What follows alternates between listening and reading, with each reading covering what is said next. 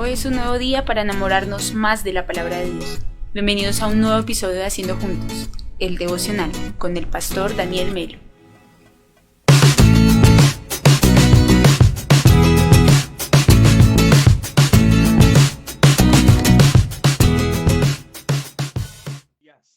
Bienvenidos a Haciendo Juntos el devocional. Le damos gracias a Dios una vez más por la oportunidad que nos da de reunirnos. El día de hoy hemos titulado el tema de nuestro devocional, una correcta relación con Dios. ¿Y por qué lo hemos llamado así? Porque justamente la palabra en Romanos capítulo 4, que es el pasaje que nos va a proveer la enseñanza en esta mañana, nos dirige a plantearnos la respuesta de pronto a este título, una correcta relación con Dios. Los hombres a lo largo de la historia han tenido una frase que ha llegado a nuestra generación y es: yo creo en Dios a mi manera. Yo adoro a Dios a mi manera. Yo voy a la iglesia a mi manera. Y no hay nada más peligroso que esa expresión a mi manera, porque la Biblia se ha encargado de ser explícita, de ser detallista, de no dejar duda alguna que no es a tu manera, sino que es a la manera de Dios, que no es como a nosotros nos provoque o como nosotros de pronto queramos, sino realmente es poder entender que Dios ha hecho, ¿cierto?, la manera de Él, que es la correcta para que nosotros nos relacionemos con el Todopoderoso. Entonces, si usted está conmigo, vamos a Romanos capítulo 4 y en esta oportunidad lo voy a leer en Nueva Traducción Viviente. Padre, yo quiero darte gracias en esta mañana porque tú eres, Señor, Dios de nuestras vidas, porque nos cuidas, porque estás al pendiente de nosotros, porque nos amas y porque nos das la oportunidad de una vez más de reunirnos en el nombre poderoso de Cristo Jesús. Padre, yo quiero en esta oportunidad pedirte que cuando abramos las escrituras, cuando leamos tus palabras, Padre, ellas que son vida en nosotros, produzca vida para nosotros poder ser y dar vida en el nombre de Jesús. Señor, yo quiero bendecirte, exaltarte y glorificarte en esta mañana. Háblanos, haznos crecer por medio de tu voz, Espíritu de Dios, y no solamente haznos oidores, sino hacedores de tu palabra. Bendigo a cada uno de mis hermanos que en esta mañana está conmigo aquí conectado y te doy gracias por cada uno de ellos en el nombre de Jesús. Amén y amén. Versículo 1, iglesia. Entonces, para avanzar con la enseñanza en esta oportunidad. Humanamente hablando, Abraham fue el fundador de nuestra nación judía. Recordemos que en Romanos, Pablo le está hablando a un grupo de judíos y es una defensa ante los judíos por qué Jesucristo es verdadero. Es una defensa, es una aclaratoria, es una explicación de por qué Jesús realmente es el Hijo de Dios y por qué en lo que ellos están confiando, como la circuncisión y como la ley, no son el camino para tener una correcta relación con Dios. El día martes quedamos en un abrebocas con respecto al tema que hoy vamos a tocar y es justamente la fe. Si usted ha estado atento, si usted ha seguido estas transmisiones, está claro en lo que estamos hablando. Si se congrega, si se conecta hasta el día de hoy, pues también hace parte de nuestro equipo. Por eso le clarifico el tema del día de hoy. Entonces Pablo en el versículo 1 nos hace una pregunta y esa pregunta va a ser la pregunta clave durante todo el capítulo. Él se va a encargar de desarrollar la respuesta para que tanto a los judíos como a nosotros nos quede claro, cómo es una correcta relación con Dios. ¿Cuál es el camino que la humanidad debe tomar para tener una correcta relación con Dios? Entonces dice la pregunta: ¿qué descubrió él acerca de llegar a ser justo ante Dios? Que si sus buenas acciones le hubieran servido para que Dios lo aceptara, habría tenido de qué jactarse. Es decir, está hablando Pablo que Abraham era un hombre justo, era un hombre bueno, era un hombre obediente, era un hombre temeroso. Y que si hubiese sido por medio de las acciones, entonces Abraham hubiese de pronto posiblemente pasado la prueba. Pero esa no era la forma de actuar de Dios. Versículo 3. Pues las escrituras nos dicen, y abro comillas, Abraham le creyó a Dios y Dios lo consideró justo debido a su fe. El camino, la manera, la forma correcta de relacionarnos con Dios es la fe. Si alguien quiere agradar a Dios, si alguien quiere acercarse a Dios, si alguien quiere permanecer en Dios, la respuesta es la fe. Y muchos significados, algunos poéticos, otros filosóficos, quieren darnos a entender qué es la fe. Pero en esta mañana vamos a permitir que la Escritura nos dé una nueva luz con respecto a este término. Cuando la gente trabaja, el salario que recibe no es un regalo, sino algo que se ha ganado. Estoy en el versículo 4, paso al 5. Pero la gente no es considerada justa por sus acciones, sino por su fe en Dios, quien perdona a los pecadores. David también habló de lo mismo cuando describió la felicidad de los que son declarados justos sin hacer esfuerzos para lograrlo. Más de uno, este capítulo está haciendo boom en su cabeza. Vuelvo a leer el versículo 6. David, el rey David, también habló de lo mismo cuando describió la felicidad de los que son declarados justos sin hacer esfuerzos para lograrlo. Y vamos a leer justamente lo que dice el Salmo 32, ahí mismo en Romanos. Lo que está citando Pablo es el Salmo 32. Oh, qué alegría para aquellos a quienes se les perdona la desobediencia, a quienes se les cubren los pecados. Sí, qué alegría para aquellos a quienes el Señor les borró el pecado de su cuenta. Y claro que es una alegría entender cuál era nuestra condición por el pecado.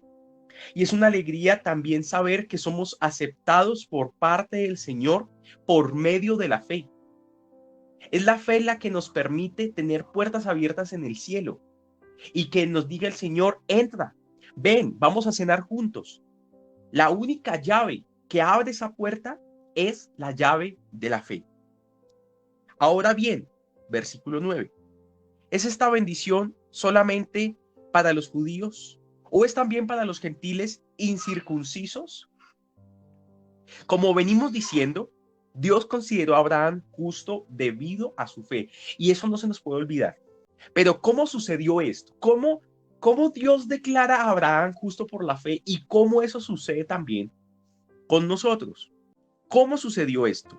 ¿Se le consideró justo solo después de ser circuncidado o fue antes? Recordemos que por lo general siempre parece existir una pelea entre la fe y las obras, ¿cierto? Entonces están los detractores que siempre quieren mirar el esfuerzo humano en el proceso de la salvación. Y la palabra nos lleva a mirar es el esfuerzo de Dios en el proceso de la salvación humana. Entonces los judíos estaban muy seguros de su salvación por ser parte del pueblo escogido, pero no importaba que fueran unos desobedientes. Entonces por eso Abraham les toca la llaga, la herida y les dice, mire, ¿cuándo se le considera a Abraham justo? ¿Cuando se circuncida, como esa parte humana, ese esfuerzo humano, o antes? Entonces dice acá, es evidente que Dios aceptó a Abraham antes de que fuera circuncidado. Y Abraham también es antes de Moisés. La ley llega con Moisés. Entonces, también Abraham es aceptado antes de que llegara la ley. ¿Por qué? Por la fe. Porque sin circuncisión y sin ley, ya la fe estaba en el corazón de los hombres. Versículo 11, la circuncisión era una señal de que Abraham ya tenía fe y de que Dios ya lo había aceptado y declarado justo aún antes de que fuera circuncidado. Por lo tanto, Abraham es el padre espiritual de los que tienen fe, pero no han sido circuncidados. A ellos se les considera justos debido a su fe. Abraham también es el padre espiritual de los que han sido circuncidados, pero solo si tiene la misma clase de fe que tenía Abraham antes de ser circuncidado. Y quiero detenerme unos instantes por esa frase, la misma clase de fe que tenía Abraham antes de ser circuncidado. ¿A qué clase de fe se refiere Pablo? ¿A qué clase de fe se refiere la Biblia para que seamos aceptos delante de Dios? En primer lugar, es una fe que descansa plenamente en la obra salvífica del Señor. Es una fe que no le da lugar a que de pronto nosotros digamos, lo de Dios no es suficiente. Me toca poner algo a mí para poder ser aceptado de parte del cielo. Cuando los fariseos se encontraban en esta dicotomía también, le dijeron a Jesús, Jesús, dinos qué debemos hacer. Por favor, dínoslo. ¿Qué debemos hacer para ser aceptados delante de Dios? Y Jesús le responde, esto está en Juan capítulo 6. Jesús le responde, la única obra que quiere el Padre que ustedes hagan es creer. Pero ustedes no creen. Entonces no son aceptos delante de Dios. Versículo 13. Obviamente, la promesa que Dios hizo de dar toda la tierra a Abraham y a sus descendientes no se basaba en la obediencia de Abraham a la ley, sino en una relación correcta con Dios, la cual viene por la fe. Si la promesa de Dios es solo para los que obedecen la ley, entonces la fe no hace falta y la promesa no tiene sentido. Pues la ley siempre trae castigo para los que tratan de obedecerla. La única forma de no violar la ley es no tener ninguna ley para violar, porque siempre vamos a desobedecer. Entendemos nuestro estado caído. No somos perfectos. Siempre la ley se va a violar. Y Santiago, en su carta, nos explica que el que viola la ley en una sola cosa, la ha violado completamente. Así que la promesa, Dios a lo largo de las generaciones ha dado promesas de redención, ha dado promesas de bendición a sus hijos. En este caso, Abraham se topó con la promesa de que él iba a ser padre de muchos. Esa promesa de que Dios iba a formar un pueblo de él creyó en esa promesa. Y cuando él cree en lo que Dios dice acá que Abraham fue aceptado por Dios por su fe, no por su obediencia. Porque antes podríamos ver en Génesis las veces en que Abraham fue desobediente. Dios tuvo que decirle a Abraham en unas 2 oportunidades, sal de tu tierra y de tu parentela y te mostraré la tierra que te he de entregar. En primer lugar, sale de Ur de los Caldeos, de su tierra, pero no sale de su parentela, sale con su papá y sale con su sobrino. Entonces después, el papá de Abraham se muere, después de Lot se separa, pero Dios tuvo que haberle dicho, sepárate de tu tierra y tu parentela y te mostraré la tierra que te he de dar. Entonces, después en Egipto, vemos un Abraham temeroso, mintiendo para que no le hicieran daño por la bella esposa que él tenía, que era Sara.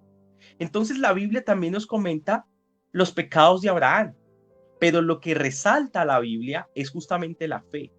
Y por medio de la fe, Dios perdona los pecados a Abraham y le sostiene en la promesa para que aun cuando él tiene 100 años de edad y le dice Dios que él iba a ser padre de multitudes y ni siquiera tenía un solo hijo, bueno, ya tenía a Ismael a esa edad, pero no tenía el hijo de la promesa. Entonces, este hombre sigue creyendo a pesar de que no había visto nada. Por esa fe, Abraham fue declarado justo. Ahora nosotros, por la fe en la obra de Jesús, en la promesa de vida eterna de parte de Jesús, nosotros también somos declarados justos. Aunque siendo culpables, el Señor nos declara inocentes, nos perdona nuestros pecados y podemos tener una relación correcta con el Señor. Versículo 16. Así que la promesa se recibe por medio de la fe. Es un regalo inmerecido. Usted y yo no nos merecemos la salvación, no nos la merecemos. Por eso es un regalo. Y Vivamos o no de acuerdo con la ley de Moisés, todos estamos seguros de recibir esta promesa si tenemos una fe como la de Abraham. Cuando dice acá que vivamos o no de acuerdo a la ley de Moisés, no está desprestigiando y no está diciendo que entonces somos salvos por fe y podemos hacer lo que queramos. No está diciendo eso. Cuando habla acá y vivamos o no de acuerdo con la ley de Moisés, está llevando al sentido de la tradición. Está diciendo en pocas palabras, seamos o no judíos, o seamos gentiles, o tengamos otras tradiciones aparte de la de Moisés, si tenemos fe, ¿cierto? Podemos estar seguros de recibir la promesa. ¿Me hago entender en esta parte? No está refiriendo a la desobediencia de la fe en ningún momento, está hablando de la tradición, de la forma de vivir, de la cultura como tal, de sentirse parte del pueblo de Dios por la circuncisión, por tener los 10 mandamientos, la Torá, la Mishnah y todo lo que hace parte de referencia a la religión judía. Versículo 17. 16, última parte. ¿Quién es el padre de todos los que creen? Por eso Abraham es llamado el padre de la fe. A eso se refieren las escrituras cuando citan lo que Dios le dijo: te hice padre de muchas naciones. Eso sucedió porque Abraham creyó en el Dios que da vida a los muertos y crea cosas nuevas de la nada. Ese es nuestro Dios. Ese es nuestro Dios. Aun cuando no había motivos para tener esperanza, Abraham siguió teniendo esperanza porque había creído en que llegaría a ser el padre de muchas naciones. Miren, aquí vemos una característica de la fe, y es que la fe verdadera es la actitud justamente de creer cuando ya la esperanza aún está perdida, porque no se conmueve por las circunstancias, porque su corazón está firme en aquel que no miente. En pocas palabras, ¿qué es la fe? ¿Cómo podemos en esta mañana comprender la fe que agrada al Señor? Justamente es esto: el que cree en Dios está declarando que lo que Dios ha dicho es verdad. Es verdad. La palabra del Señor, quiero hacer aquí una anotación, en Marcos capítulo 3, 22, dice: pero los maestros de la ley religiosa que habían llegado de Jerusalén decían: está poseído por Satanás, el príncipe de los demonios. De él recibe el poder para expulsar a los demonios. Jesús los llamó para que se acercaran y respondió con una ilustración. ¿Cómo puede Satanás expulsar a Satanás?, preguntó. Un reino dividido por una guerra civil acabará destruido. De la misma manera, una familia dividida por pelea se desintegrará. Si Satanás está dividido y pelea contra sí mismo, ¿cómo podrá mantenerse en pie? Nunca sobreviviría. Permítanme darles otra ilustración. ¿Quién tiene suficiente poder para entrar en la casa de un hombre fuerte y saquear sus bienes?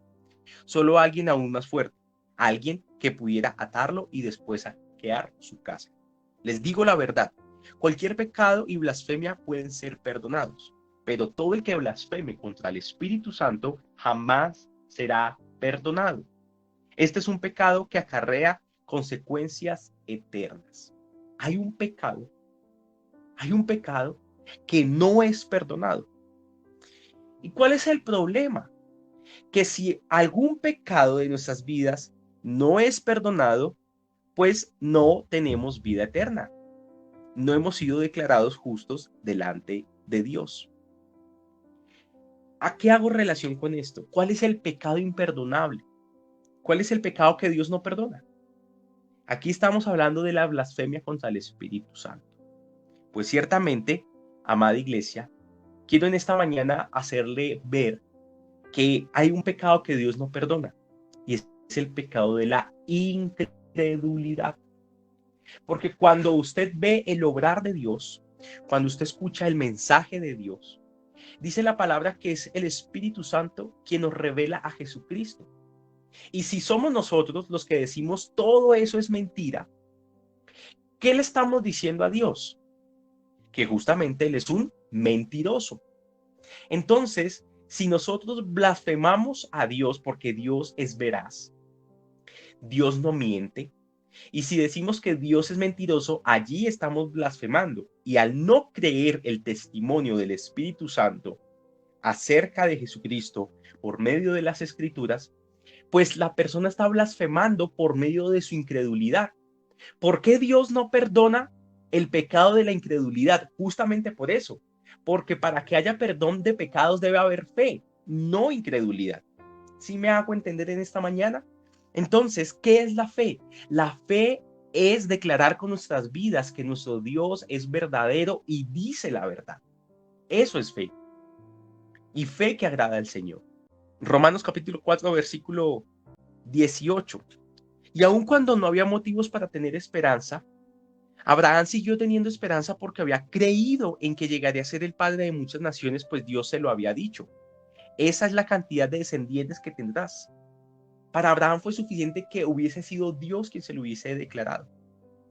Y la fe de Abraham no se debilitó a pesar de que él reconocía que, por tener unos 100 años de edad, su cuerpo ya estaba muy anciano para tener hijos, igual que el vientre de Sara. Eso es lo que dice la palabra, mantenernos firmes en la fe.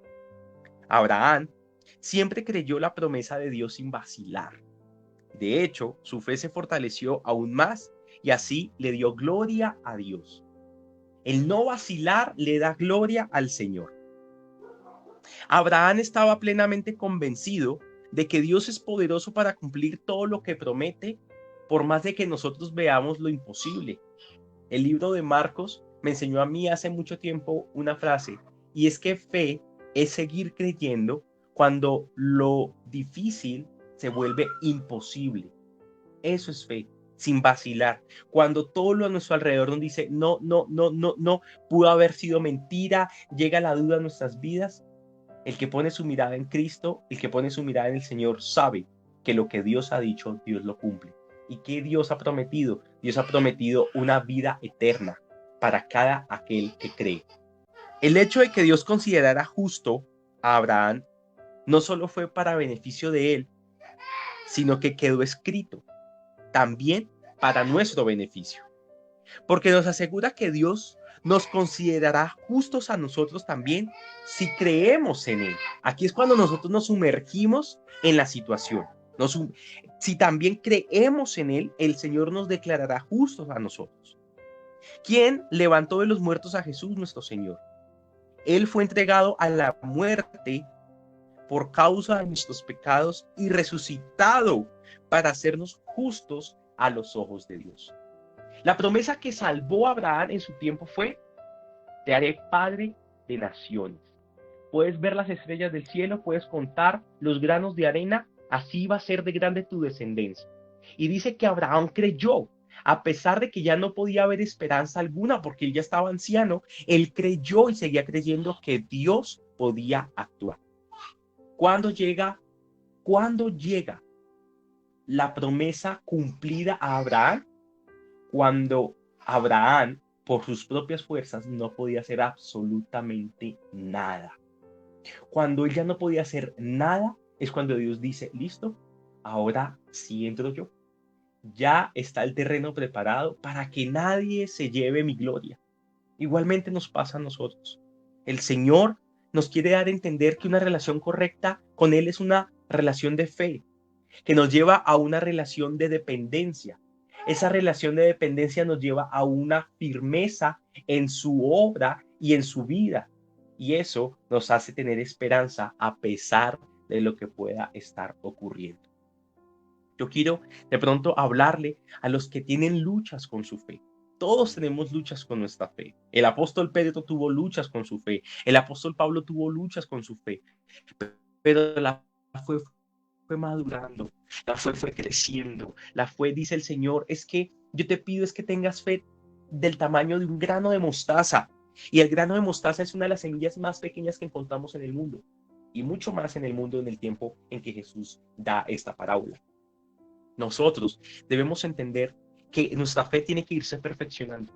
Pero ¿cómo se perfecciona? Mirando correctamente a quien ha dado la promesa. No te mires a ti, porque tú vas a fallar, tú te vas a debilitar, tú de pronto en algún momento vas a hacer cosas que a Dios no le agradan, que no pertenecen a ser como hijos de Dios.